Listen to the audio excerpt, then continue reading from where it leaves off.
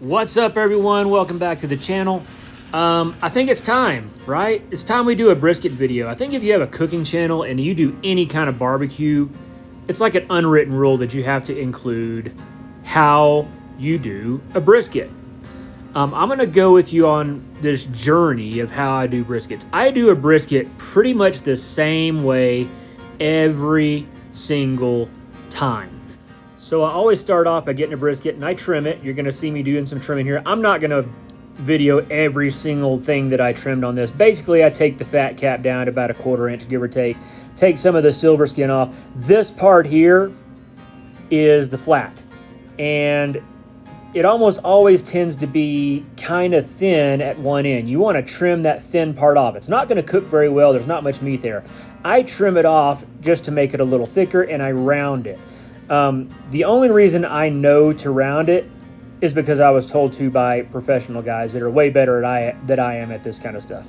I would love to tell you that I smoke briskets and dozens of briskets, but I don't. I've smoked several, and every time I've done it this way, it comes out like money.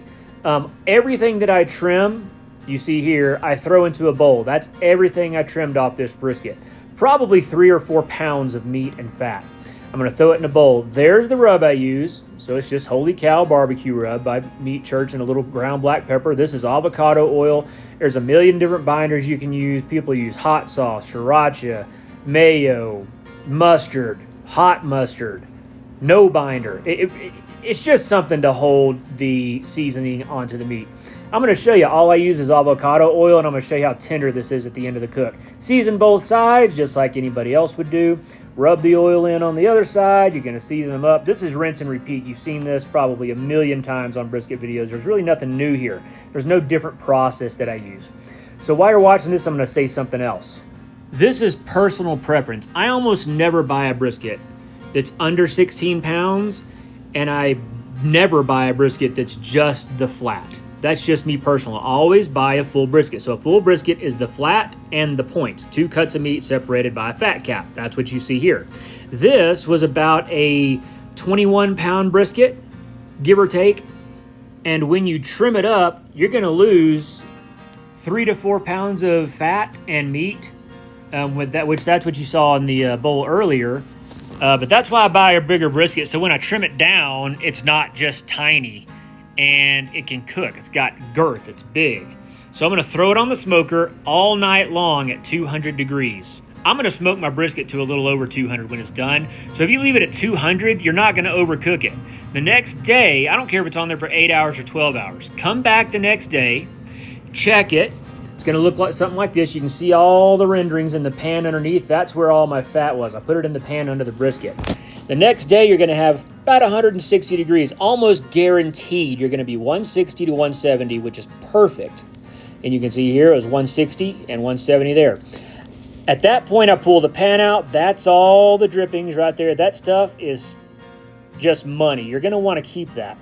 So I drain everything out of the pan to where I just have the beef tallow that has rendered, the stuff that's rendered out of the brisket, right?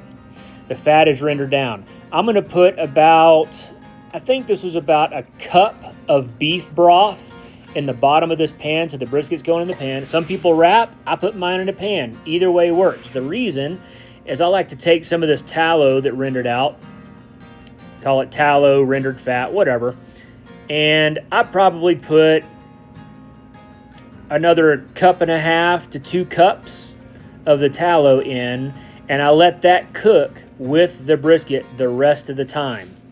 It's going to make it pretty juicy. You could say that it braises while sitting in this pan with the juices that are in there, and they kind of absorb back into the meat. It just makes it extra tender, really juicy. You'll see at the end of the video what I'm talking about. It's so worth it. You don't have to do it this way. Some people wrap with butcher paper. Some people put it in a pan. Some people wrap it with aluminum foil. You're gonna, as long as you cook it to the right temperature and you cook it slow enough, that's fine. Here's another tip. If you don't want to finish it on the smoker, you can, at this point, throw it in your oven inside the house. It's not going to take on any more smoke at this point. So you can throw it in the oven, close the lid, turn the oven up to whatever temperature you want, and cook it like that. However you finish it off is fine. So I'm going to be checking temperature as I go, and I'm looking on a brisket. I'm looking for an internal temperature between 200 and 205. So this was 201, which ended up being perfect. It was almost too tender. And I know that sounds weird, but you can get a brisket too tender. So if you can grab it like this and kind of jiggle it around, that's good. That's what you want. You don't want it to be firm and stiff. Also, when you stick that thermopin in, it needs to feel like butter, like a hot knife through butter, almost no resistance. So here's the reveal. Do yourself a favor and get you a sharper knife than I have. That is a piece of crap knife. So I apologize for that. But look how juicy this turned out. I had to hit the slow-mo just so you could see the greatness coming out of this brisket. It was easy, not difficult at all. It was super juicy. Look at the smoke ring. And that's on a pellet smoker. I ended up cutting it all up. Again, get yourself a sharp knife. I didn't do myself any favors with that knife, so apologize for that. I'm going to go in for a bite. Yeah, this brisket was stupid good. It tasted just insane. It was so juicy and tender. One of the better ones I've ever done. Hope you guys liked the video. God bless, and we'll see you on the next one.